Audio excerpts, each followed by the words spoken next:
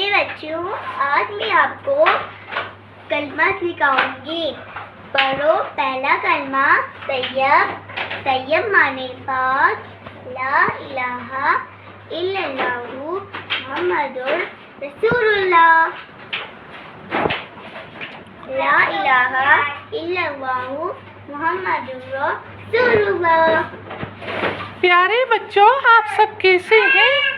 मैं तो ठीक हूँ। और आप कैसे हैं? मैं भी बिल्कुल ठीक हूँ। आप लोगों ने कलमा पढ़ा है? अगर नहीं पढ़ा मैं दोबारा पढ़ा देती हूँ। ठीक है। ला इलाहा इल्लल्लाहु मुहम्मदुर रसूलुल्लाह। अभी मैं चलती हूँ, मैं कल फिर आऊँगी, आपको अच्छी अच्छी बातें सिखाऊंगी। ठीक है, बाय बाय, अल्लाह हाफिज।